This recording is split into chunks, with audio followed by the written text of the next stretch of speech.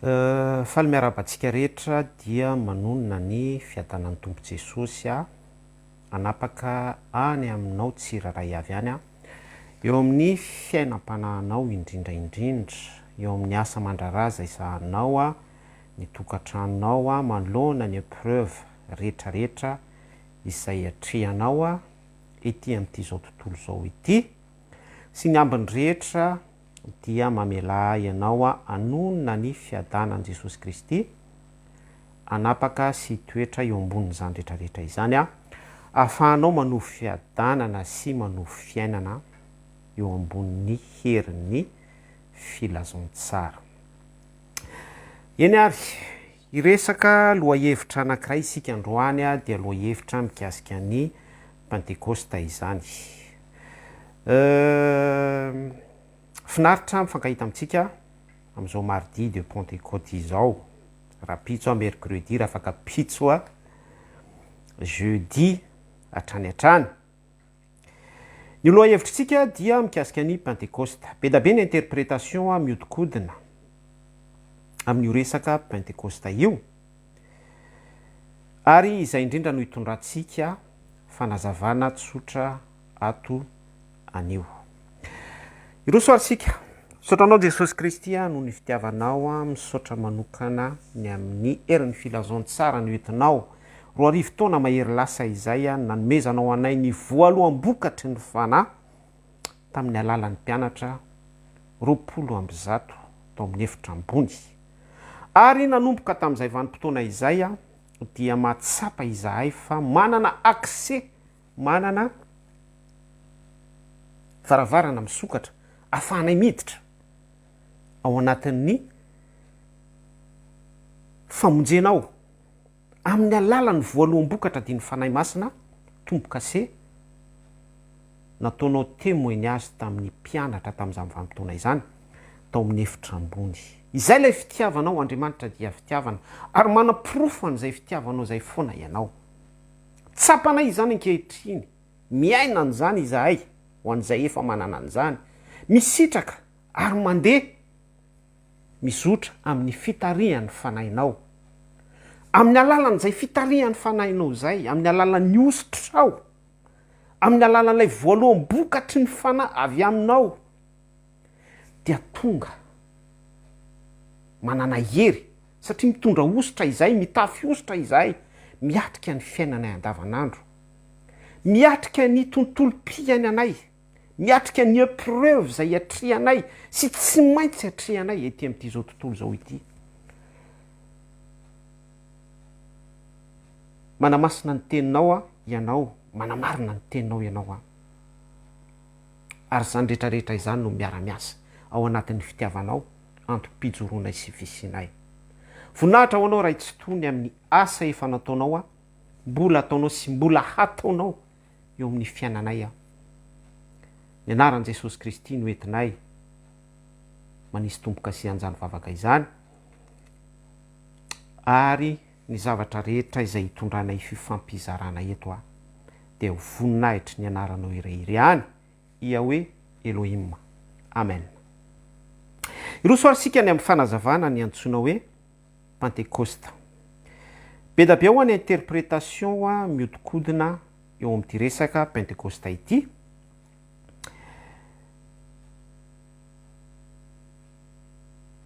Ny azo ambara dia hoe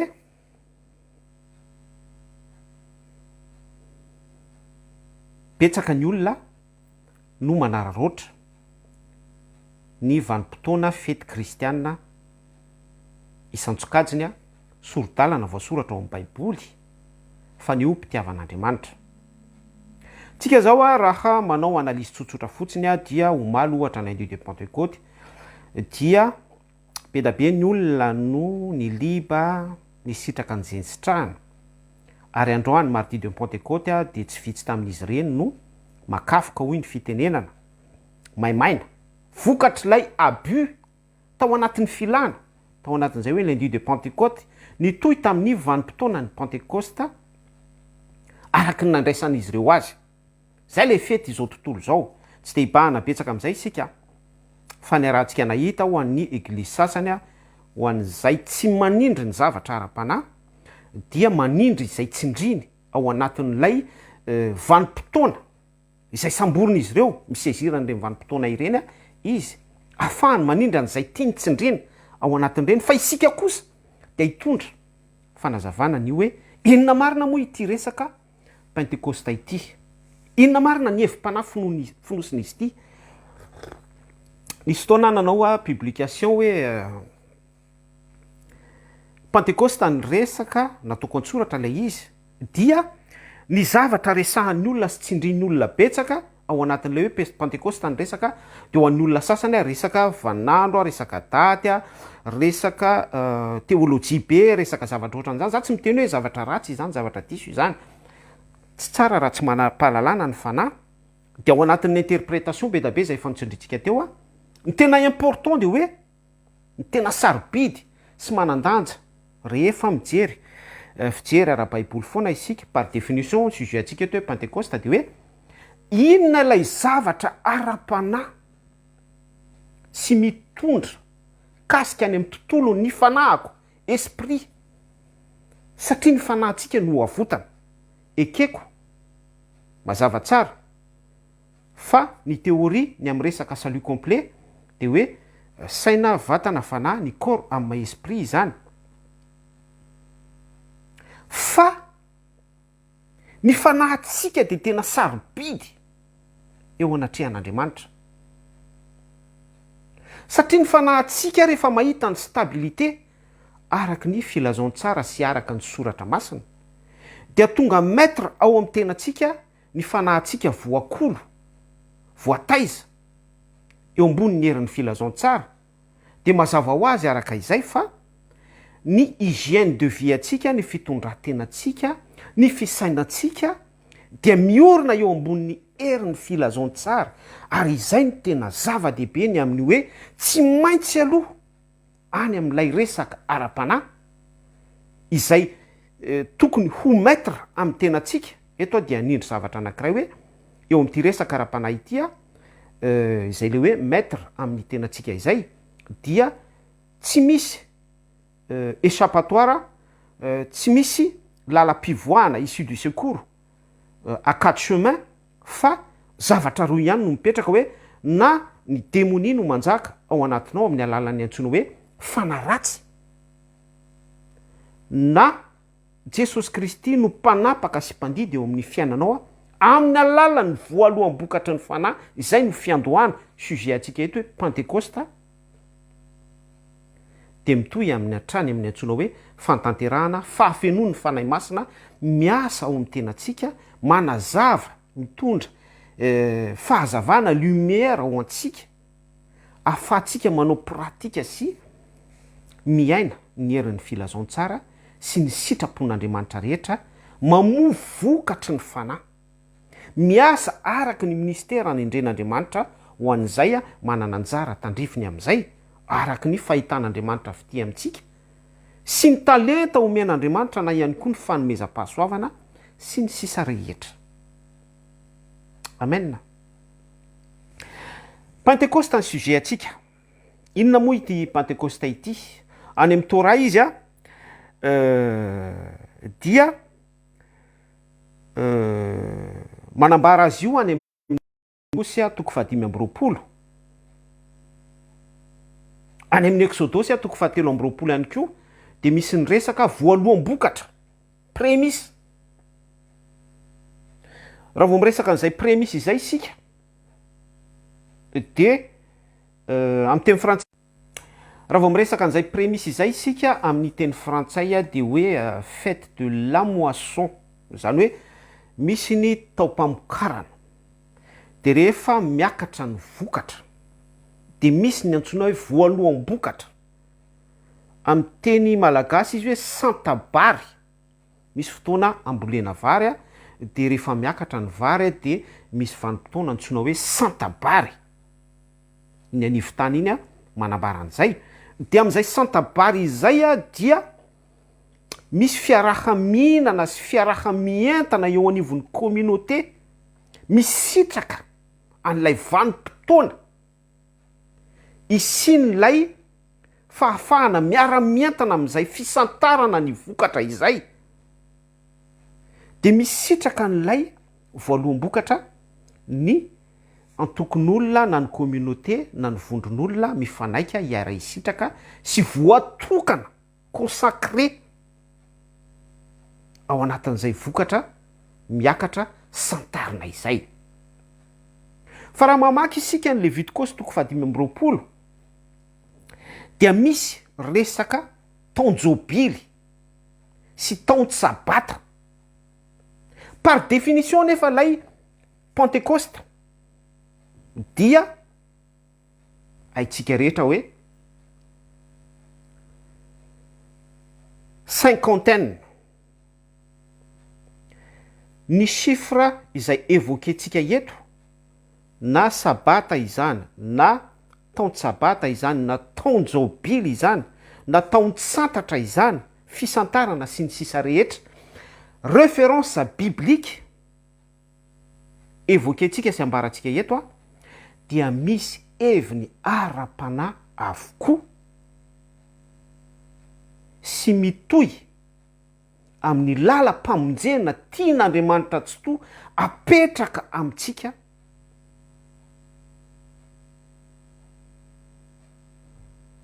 averiko tsara hoe ny zavatra rehetra izay ambara na amin'ny alalan'ny chiffre izany na amin'ny alalan'ny teny na amin'ny alalan'ny saritsari-teny ka alaina ao anaty baiboly dia tiako ny manipika amintsika fa misy hevitra ara-panahy mitohy amin'ny lalam-pamonjena tian'Andriamanitra amonjena antsika avokoa ireny rehetra ireny. Dia toetsika ny resaka hoe cinquantaine. Fa ilay cinquantaine arak'ilay Levitikosy 5:20 indisy ny tondratsika iangatsika amin'ny fanazavana eto amin'ny teny hébreu ity Pentecoste ity dia atsondry zareo hoe Shavuot.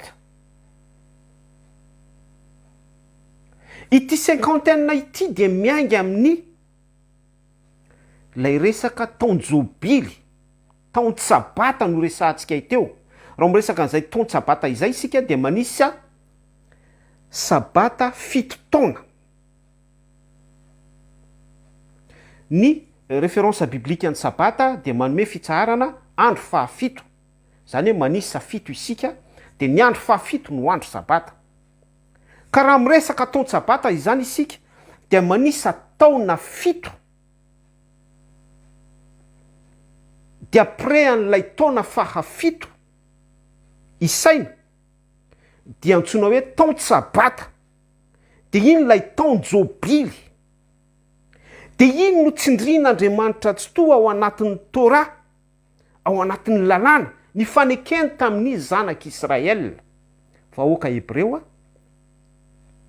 ary miaraka amin'izay misy didy sy lalàna ao anatin'ny fanekena fifanekena, tsindrian'Andriamanitra tsy toa anomezany an'ilay préfiguration an'ny famonjena manomeko sary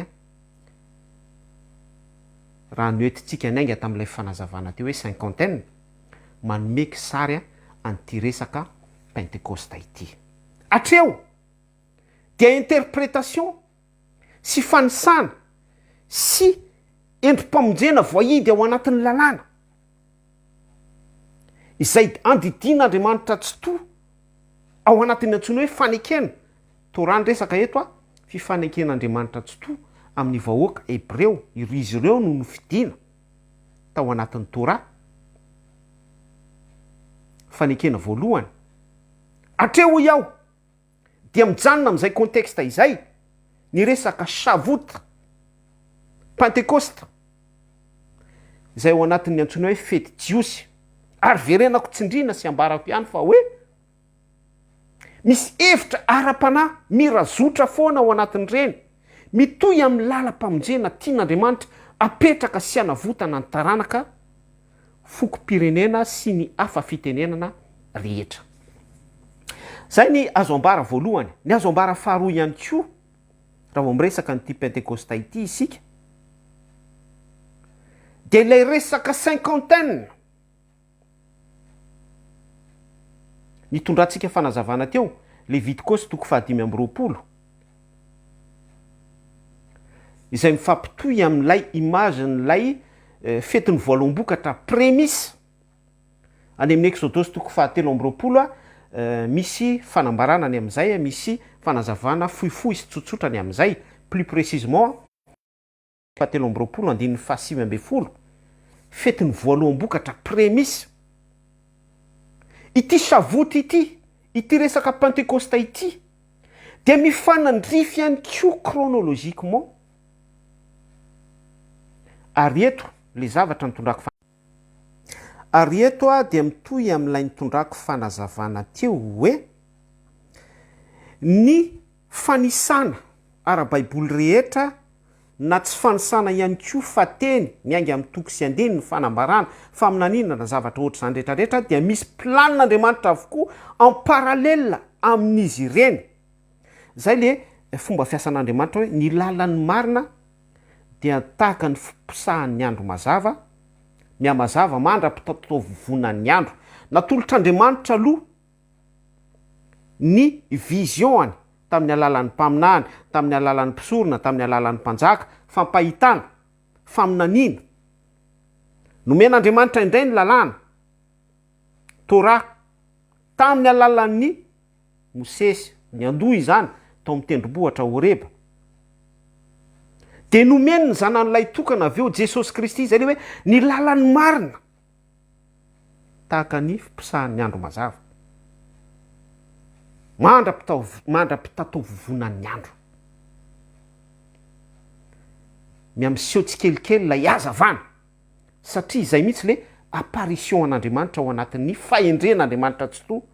Satria ny anton'izay dia tsy afaka, tsy compatible amin'ny hoe voninahitr'Andriamanitra miposaka sy miseho d'un coup ny vatantsika noho ilay ota semence adamika mbola manapaka aty anatitsika. Dia ao anatin'izay misy ny restauration, misy ny transformation na mety ho métamorphose ihany koa. Izany ny anton'ireny resaka transfiguration ireny. Ahafahany voninahitr'Andriamanitra maka toerana tsikelikely eo amin'ny fiainantsika sy eo amin'ny maha-isika amin'ny maha-panotantsika. Dia izay mifampitohy amin'ity fanazavantsika hoe fetin'ny Pentecosta voaloam-bokatra ny fanahy. Andriamanitra miseho tsikelikely araka ny contexte tia nisehoana foana ao anatin'ny antsoina hoe lalam-pamonjena ny resaka Pentecoste voaloam-bokatra aloha. Zany hoe raha miresaka ny asan'ny apôstôly faharoa zany sika faminaniana Joela 3 raha tsy diso amin'ny andro farany no andatsahako ny fanahiko amin'ny nofo rehetra ny zanakalahy aminany sy ny sisa rehetra araka ny fahendren'Andriamanitra. Dia miresaka voaloam-bokatra. Le voaloam-bokatra santatra. Zany hoe tsy ilay vokatra fa portion ny resahana eo. Manambaran'izay portion zay dia miresaka ny Eli nanana ny fanamasina sy Elisa double portion anjarandroany Eli. Miakatra foana lay voninahitra, miakatra foana lay gloire, miakatra foana lay fahatsaràn'Andriamanitra, mitoetra lay fahafenoan'ny voninahitr'Andriamanitra, miatomboka amin'ny abidi-pianarana, miroso makany amin'ny tanteraka. Eto dia m'intercepter ny fisainantsika sy ny fieritreretantsika hoe ny olona rehetra raha mamaky ny asan'ny apôstôly 2 dia mahita lela mitarenafo araka ny fanambaran'ny baiboly sy ny ohatran'izany dia samy maminavina sy misaina daholy amin'izay hoe tena gloire, manifestation be mihitsy. Za tsy miteny hoe tsy minegliger ny fihetsehan'Andriamanitra tao amin'ny efitra ambony akory ny tenako raha mitondra an'izao fanazavana izao. Fa ho an'ny olona dia lay raisina amin'ny fahafenony, raisina amin'ilay exploit faratapony, ilay zavatra niseho tao amin'ny asan'ny apôstôly 2. Oro anefa lay Pentecoste, lay savote niseho tao amin'ny efitra ambony asan'ny apôstôly 2 par définition izany raha avoaray atsika ny zavatra hitondrako fanazavana dia mbola voaloam-bokatra. Tanareo rehefa avy ny orana dia misy ny antsoina hoe pitikorana, herikerika.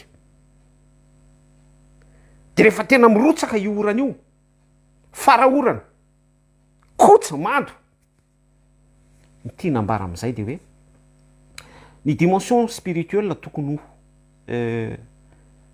isitsika y compris moi za de sady mampita afatra no mandray afatra izany de tsy tokony lay dimensionna spirituelle voaloham-bokatra hoe misy lena mitarenafo a miteny am'teny tsy fantatra parler en langue dia traduit amin'ny isam-batan'olona sy isapoky sy isam-pitenenana avy a zay présente eo tsy zay fotsiny lay dimension spirituelle fa ny vanim-potoana tokony isitsika zany izao raha manaraka ny fanazavana isika dia faraorana zany hoe tokony henika tokony rempli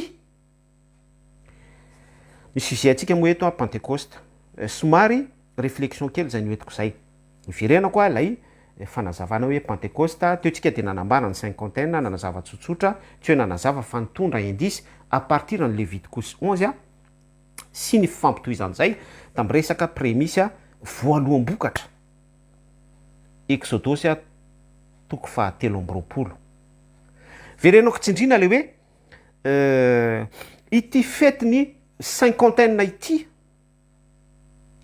dia mifanandrify ary eto ny tena important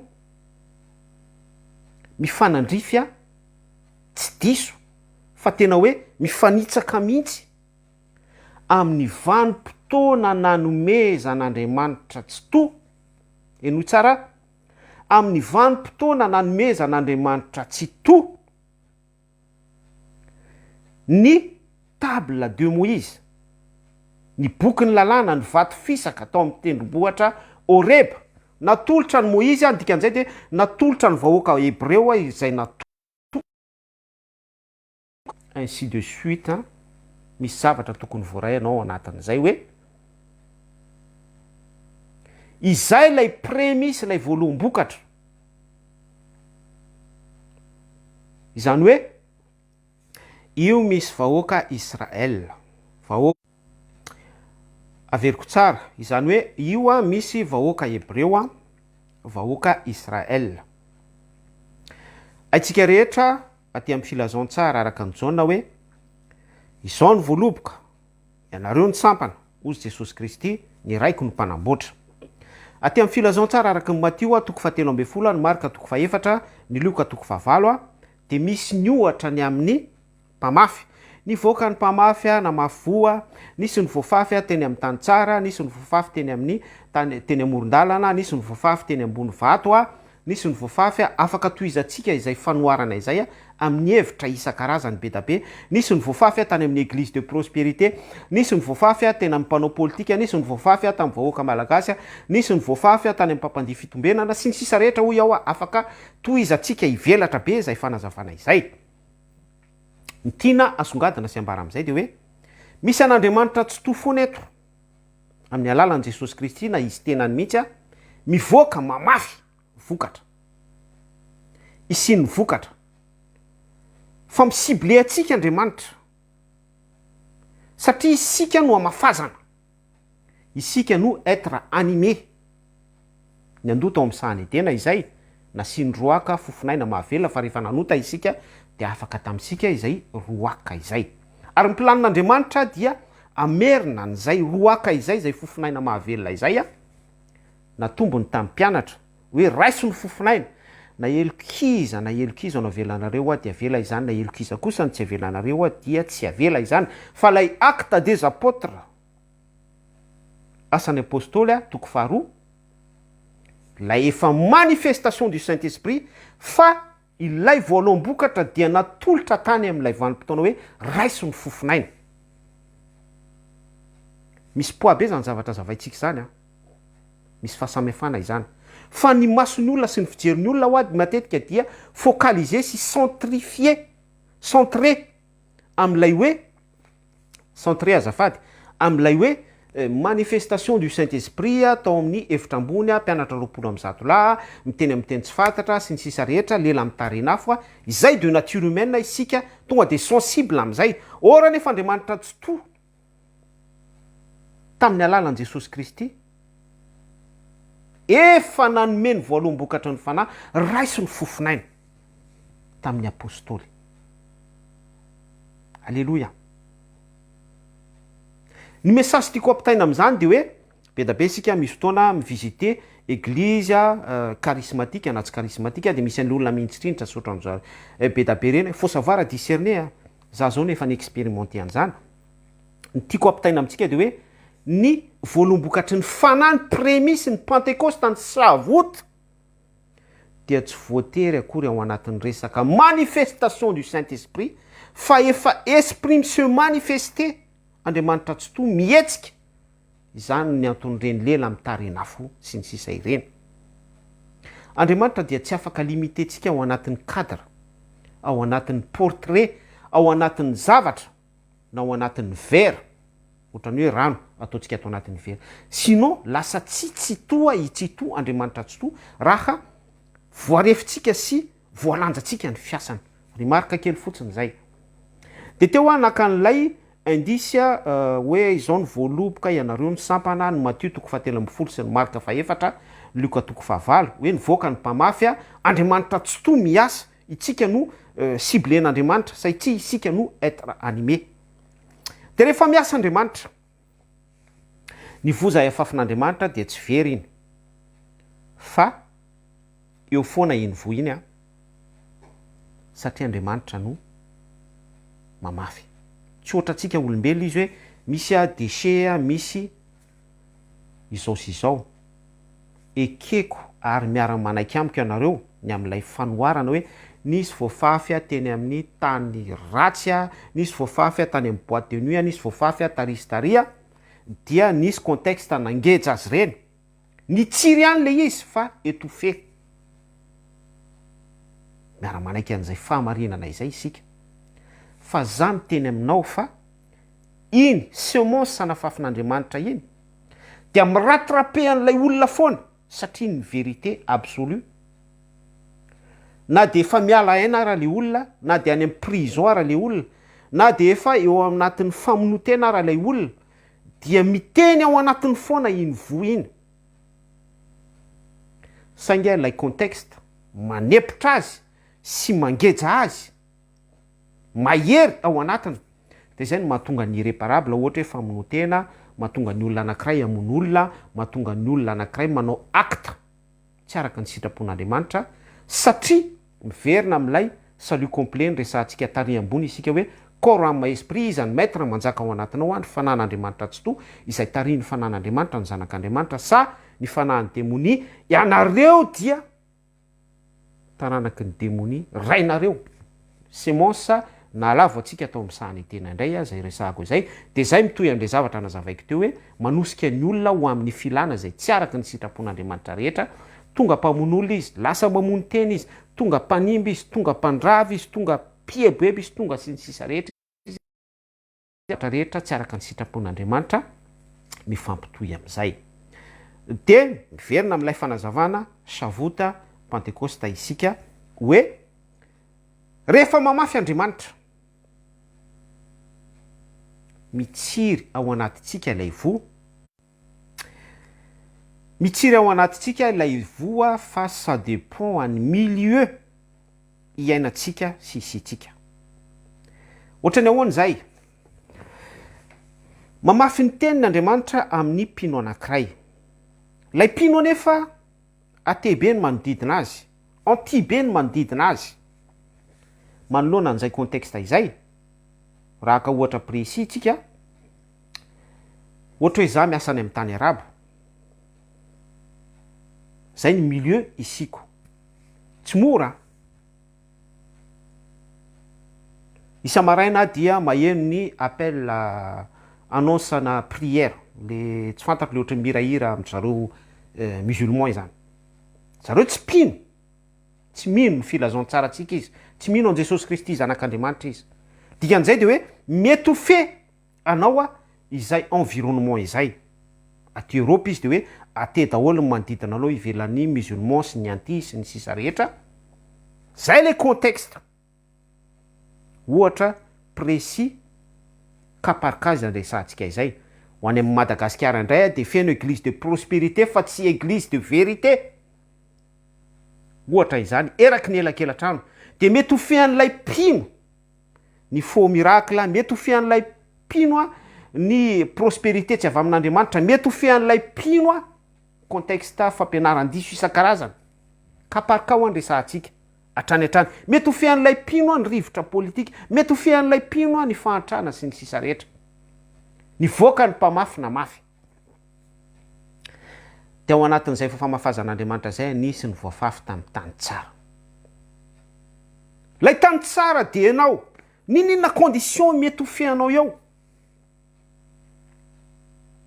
fa ianao kosa dia tany tsara satria ianao a par rapport amin'ilay situation zay mety ho feanao ety amin'ity zao tontolo zao ity no ahitanareo fahoriana nefa matoki mitazona an'izay assurance izay ianao tao anatinao par rapport amin'ny herin'ny filazantsara zany ianao dia olona bitika ao anatin'ilay tany arabo zay musulman daholo scienti sy athée araky ny contexte zay isinao no misy anao fa ianao kosa dia manana an'ilay assurance ao anatinao manoloana an'izay hoe ty amin'izao tontolo zao ity no ahitanao fahoriana izay nisy ny vovoafafy teny amin'ny tany tsara dia partir an'iny vo iny dia misy ny pentecosta voalohan'ny-bokatra zany hoe le vona fafin'Andriamanitra namokatra tao anatinao dia misy vokatra en abondance mitosaka ao anatinao mitosaka ao anatinao ny fanomezam-pahasoavana mitosaka ao anatinao ny ministera avy amin'Andriamanitra tsotoa mitosaka ao anatinao ny talenta mitosaka ao anatinao ny vokatry ny fanahy eto a dia mampahiry atsika ary mametraka réflexion hoe za tena manaiky miondrika eo anatria ny olona anankiray miasa any amin'ny tany arabo izy a manoloana ny contexte manepotra azy ny patron ny manandevo azy ny fiaina mpianakaviany izay hoe misy fotoana izy mandefa vola any Madagasikara izy nefa manao sacrifice ny tenany any amin'ny tany zay isiny ny olona any Madagasikara manao ny ataony mihinana ny vola zay kely mba alefany satria mafy any koa ny fiainana any manoloana ny contexte be da be hoatran'izany na tsy ny miasa any amin'ny tany arabo ihany fa miasa any amin'ny tany hafa na ny contexte mpino anankiray ao Madagasikara zay sepotry ny politika sepotry ny fahantrana sepotry ny tsifisina sepotry ny karazana agression zavatra be da be ohatran'izany ary motany démonie manepotra ety amin'ity zao tontolo zao ity fa misy vokatra ao anatiny tsy makany am-piangonana izy fa izy dia mahavita mivavaka ao atokantrano za tsy miteny hoe ratsy ny makany am-piangonana razoa izany dia raina ny olona makany am-piangonana alleloia voninahitra ao an'Andriamanitra fa dans le but hoe mitohy foana amin'ny resaka ara-panahy mitohy amin'ity sujet atsika ity voaloham-bokatra misy resaka vokatra en abondance mipololotra ao anatin'ilay olona tena miondrika mpanajana mietra eo anatrehan'ireny olona ireny aho satria ilay problème be da be zay lehibe ity amin'ity zao tontolo zao ity tsy mahatapaka tsy manana pouvoir tsy maître ao anatiny fa Jesosy Kristy ny maître ao anatiny ilay mpamafy reny olona ireny aho izay maharesy no ataoko andry eo amin'ny tempoly izay maharesy apokalipsy toko faharoa apokalipsy toko fahatelo no avelako hinana amin'ny hazonaina izay maharesy reny olona ireny no misantatra an'izay a teny fikasana apokalipsy toko faharoa toko fahatelo izay hoe izay maharesy a reny olona ireny ny témoin ny amin'izany zavatra resantsika izany reny olona ireny no mitondra ny voaloham-bokatra reny no miaina reny no manana an'ilay vokatra mipololotra sy en abondance ao anatiny ao tsara ny tompo raha mire Pentecoste izany isika teo isika dia nitondra indisy tamin'ny alalan'ny Levitikosy Torah, tamin'ny alalan'ny Exode fiondranana, ary nitondra fanamariana ihany koa isika hoe vanim-potoana fifandrifiana tamin'ny alalan'ny nanomezan'Andriamanitra tsy toy Yahweh Elohim ny vaty fisaka. Teo isika ho iaho dia nanipika ihany koa fa vanim-potoana mifanandrify tamin'ny fotoana nanomezany Yahweh Elohim ny vaty fisaka ny vahoaka Hebreo tamin'ny alalan'ny Mosesy tao amin'ny tendrombohitra Horeba ihany koa ity resaka cinquantaine ity, izany hoe ilay vaty fisaka dia voalohany bokatra ho amin'ny fanekena, fifanekena, alliance amin'Andriamanitra tsy toa. Dia izay olona mankatoa ny voasoratra amin'ny alalan'ny vaty fisaka, amin'ny alalan'ny Torah, lalàna nomen'Andriamanitra tsy toa, fanekena, fifanekena, izay manaiky ifamatotra amin'izay. Taorian'ny vanim-potoana cinquantaine, ny alàna ny tany Egypta fanandevozana, Pesa, Paka, ny fanandrify tamin'ny andro sabata ihany koa, no tondron'Andriamanitra hitsarana amin'ny fanandevozana. Zay le nteneniko teo hoe ny sifra rehetra sy ny toko sy andininy sy ny fanambarana amin'ny Baiboly misy hevitra ara-panahy avokoa tokony voaray atsika, fa raha tsy manana ny voaloam-bokatra ny fanahy isika dia tsy afaka hanakatra an'izay. Fa ny tanjon'Andriamanitra dia ny salut complet amintsika. Voaloam-bokatra natolotra ny zanak'Israely tamin'ny alalan'ny Mosesy, Joshua ny sitaka kely entre ny vahoaka Hebreo dimensiona nresahantsika na ihany koa hoe lanitra tsy maninona. Dia Joshua lanitra faharoa, Mosesy lanitra fahatelo tafiditra teo amin'ny seza fiandrianan'Andriamanitra, Andriamanitra nidina tetỳ tany niseho tao amin'ny tendrombohitra Horeba. Savoty, Pentecoste, natolotra ny vahoaka Hebreo lalàna, fanekena, fifanekena. Zany hoe raha mitondra interprétation amin'izay isika fanazavana, mandray ny tenako. Pentecoste izany dia ao anatin'izay fifanekena izay ihany koa hoe ianao mifanaiky amin'Andriamanitra tsy toa, izaho mifanaiky amin'Andriamanitra tsy toa, atolotra ny fanekena. Milaza aloka isika eto lalàna. Izao avy no tokony fanekentsika amin'Andriamanitra tsy toa, miala amin'ny dimensiona vahoaka Hebreo isika, miala amin'izao tontolo zao isika, miala amin'ny sarababem-bahoaka isika, ary tsika ny abidi-pianarana, ary tsika ny fifamatorana amin'ny vahoaka sy ny valala-be mandry, ny resaka politika, ny resaka zavatra tsy mampandroso rehetra. Dia manao dingana isika mandalo ny etapy dimensiona lanitra faharoa ny siny Joshua, miditra lanitra fahatelo, miona amin'Andriamanitra tsy toa, dia Andriamanitra tsy toa manome ny fanekena amintsika. Reto ny tandrema, ireto ny azonao atao, ireto ny tsy azonao atao, aza mangalatra, aza mamono olona, aza mitsangajanga, aza mijoro vavolombelona andainga, tiavana namanao tahaka ny tenanao, tiavan Jehovah Andriamanitra ao amin'ny fonao rehetra, ny sainao rehetra, ny fananao rehetra, manajany raha isireninao mba ho lavandro iainana hatrany hatrany. Voaloam-bokatra.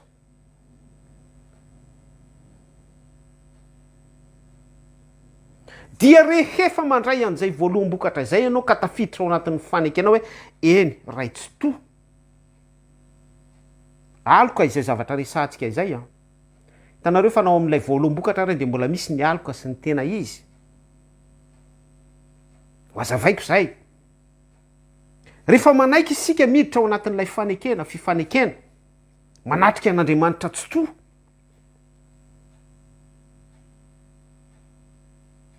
manaiky ifanaiky amin'Andriamanitra tsy toa isika, faritsika lay habitude atao amin'izao tontolo izao, ho aritsika ny zavatra rehetra zay tsy araka ny sitrapon'Andriamanitra, manaiky an'izay isika, dia manomboka eo midina ny voninahitr'Andriamanitra. Satria masina hoy Jehova, hoy Yahweh Elohim, aoka ho masina ianareo. Zay nge ny anton'le lalàna. ho fazahoana fahalalana marina ny amin'ny ota hoe reto ny azo atao, reto ny tsy azo atao, izao ota avokoa, ota ny fandikana lana, ota avokoa ny tsy fahamarinana rehetra. Dia amin'ny alalan'ny lalàna isika micomprendre hoe izao ny tsy araka ny sitrapon'Andriamanitra, izao ny tsy araka ny sitrapon'Andriamanitra. Fa izay dia ho nivoan'ny saitsika, fahalalantsika fotsiny ihany hoe izao zavatra izao dia tsy azo atao, izao zavatra izao dia tsy mifanaraka amin'ny sitrapon'Andriamanitra. Fa ny hery hoentitsika miaina sy mankatohan'izay anefa eto ny tena ilana n'ilay voaloham-bokatra. Eto indray dia miresaka fahatanterahana fa tsy aloka. Ilay voaloham-bokatra no men'Andriamanitra dia ilay torata amin'ny alalan'ny Mosesy, ilay référence biblika no resantsika teo hoe mifanandrify amin'ny vanim-potoana nanoloran'Andriamanitra tsotoa ny Torah tamin'ny vahoaka Hébreu tamin'ny alalan'ny Mosesy. Dia ireto ny azo atao, ireto ny tsy azo atao, ireto sy ny sisa rehetra. Fa ilay fahafahana mankatoha important be. Satria azadino fa tsy misy nofo ho amarinina amin'ny asan'ny lalàna. Ny anton'izay dia misy an'ilay semence mahampanotatsika.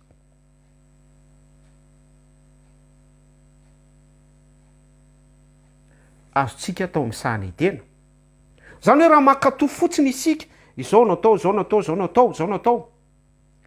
Kanefa ilay semence mahampanotatsika mbola tsy foana, mbola tsy maty ato anatintsika. Ianareo dia taranaka ny devoly rainareo. Zany hoe image pharisien mahay Torah,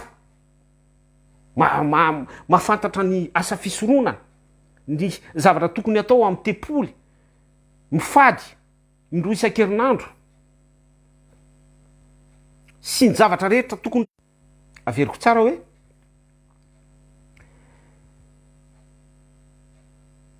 le image tsindritsika eto zany dia image na pharisien vitany daholy zay zavatra takin'ny lalàna amin'ny alalan'ny fiezahana. Fa lay semence mbola ao anatiko amin'ny maha-pharisien, amin'ny mahataranaky ny menarana. Izay ilay Jesosy Kristy. Izay ny tsy maintsy ananantsika an' Jesosy Kristy. Dia eto indray tsika dia mbola manindry ny voaloham-bokatra, Savoty, Pentecoste, Jesosy Kristy nidina avy any an-danitra. Lama to, Adama faharoa. Isan'ilay Adama voalohany tao amin'ny sahana edena, voaloham-bokatra en tant que hoe être animé isika olombelona, Adama voalohany. Misy an'ilay Adama faharoa, io ilay tsindriny ny soratra masina. Mihoateny fahotany zao tontolo zao, mamona an'ilay semence adamika, mahampanotatsika. Pentecoste, Savoty. Dia io ny tsy maintsy voaray atsika, io ny tsy maintsy voaray anao. Io lay se manifester. Ara-panahy zany zavatra resantsika izany. Tao amin'ny efitra ambony asan'ny apôstôly toko faharoa, raisy ny fofinaina Jesosy Kristy nanome an'ilay voaloham-bokatra fanahandray. Io no mitarika atsika ho amin'ny fahamarinana rehetra. Io no ositra, io no hery ahafahantsika ho voamboatra ao amin'ny antsoina hoe fivoarana ho zanak'Andriamanitra, fiovana, fahaterahana indray. Dia manamafy an'ilay zavatra nambarako tary ambony hoe tsy mijanona amin'ilay santatra fotsiny voaloham-bokatra, tsy mijanona amin'ilay pitikorana, fa misy an'ilay abondance, fahavokarana mitosaka sy mitobaka ao anatintsika. Izay ilay efa tokony ho dimensiona. Aoka tsy hijanona amin'ny abidi-pianarana itsika fa hiroso amin'ny tanteraka. Sujet atsika nefa eto Pentecoste voaloham-bokatra. Raha azonareo sy nanaraka ny fizarana isika dia par rapport amin'ny zavatra nitondrantsika fanazavana sy ny aingantsika rehetra teo de hoe apetraka zany ny fantany hoe maninona ny mpino no mijanona ao anatin'ny fireharehana sy fitanisana sy ny discussion amin'ny resaka hoe taon-tsabata, taon-jobily, ny herinandro fito, ny fanisana 1 2 3 4 5 6 7 fois 7 plus 1 50 de fetena ao anatin'ny 2 jours après 7 fois 7 taon-tsabata mba azahoana n'ilay cinquantaine zany hoe se centrer mifantoka ao anatin'ilay resaka fahalalana connaissance. Zay zavatra izay a lay esprit pharisien tsy miatteindre ny resaka resahan'Andriamanitra sy ny zavatra tian'Andriamanitra apetraka eto hoe savota voaloam-bokatra tsy makany amin'izay planin'Andriamanitra izay ireny olona ireny, ireny mpino ireny, fa mampanahery fa bloqué eo amin'izay plaky izay fotsiny ihany. Efa niraisinareo ve ny fanahy fony vao nino ianareo? Averiko tsara hoe efa niraisinareo ve ny fanahy fony vao nino ianareo? Efa niraisinareo ve ny voaloam-bokatra fony vao nino ianareo? Io voaloam-bokatra io no se manifeste eo amin'ny fiainantsika. Io no mandika ny pensée divine eo amin'ny fiainantsika. Io no mitondra vision, io no maneho, io no mampiaina ny sitrapon'Andriamanitra eo amin'ny fiainantsika. Zava-dehibe ry havana ity resaka Pentecoste ity. Na dia ataoko hoe voaloam-bokatra aza, santatra aza, prémisse. Raha micomprendre ny tantaran'ny Élie isika, Élie mpaminany, ny fanan'Andriamanitra tsy tony ny asa tamin'ny Élie mpaminany, voaloam-bokatra.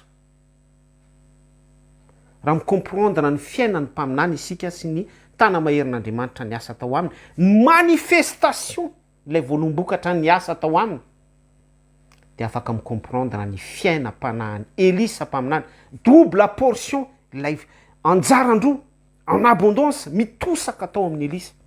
Dikan'izay de hoe ny lalan'ny marina tahaka ny paokandro mazava, miamazava mandra-pitaotao vonan'ny andro.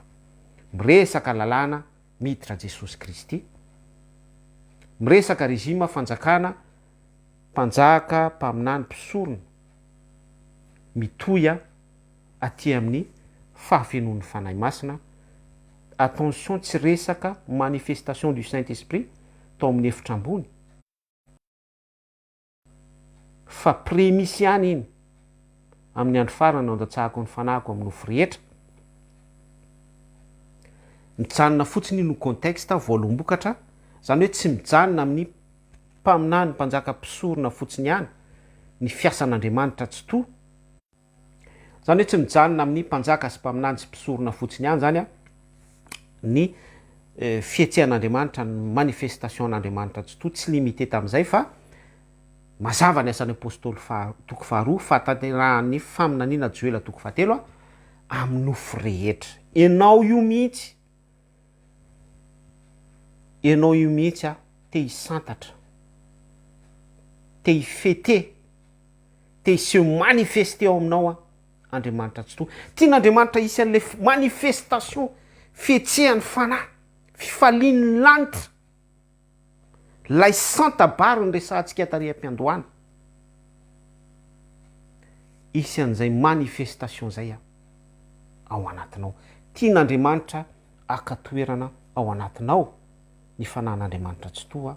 Hisantatra izy, efa namafy foana izy tamin'ny alalan'ny mpanompon'Andriamanitra, namafy foana izy tamin'ny alalako, namafy foana izy tamin'ny alalanao, namafy foana izy tamin'ny alalan'ny ainao manjery, namafy izy tamin'ny alalan'ny contexte maro misy ety amin'izao tontolo zao ity, même io resaka réchauffement climatique io, mamafy ny tenin'ny Andriamanitra. Te hisantatra ilay vo na fafiny ao anatinao izy amin'ny alalan'ny manifestation du Saint-Esprit. Te hietsika eo amin'ny fiainanao sy ny ankonanao ny fanan'andriamanitra tsy to izay ty resaka pentecosta ity resaka prémisse voaloam-bokatra ity ny azo ambara amaranako azy de hoe ity prémisse ity a dia hoy ateo hoe raha micomprendre ianao ny dimensiona Eli sy Elisy raha micomprendre ianao isika izaho ny dimensiona zanak'Israel sy ny dimensiona Jesosy Kristy fahafenony ny fomban'andriamanitra rehetra tao amin'ny tena ny toerany fahafenony fomban'andriamanitra rehetra fa tsy ilay fomban'andriamanitra tamina mpaminany fotsiny ihany mpanjaka fotsiny ihany mpisorona fotsiny ihany oro anefa ilay a fomban'andriamanitra tamin'ny mpanjaka sy mpaminany sy ny mpisorona dia mahita andry hafa androraoana misy Jehova miteny misy ranomasina mena misokatra sy ny sisa rehetra araky ny voasoratra amin'ny baiboly dimensiona Jesosy Kristy fiovatare transfiguration milaza zava-panahy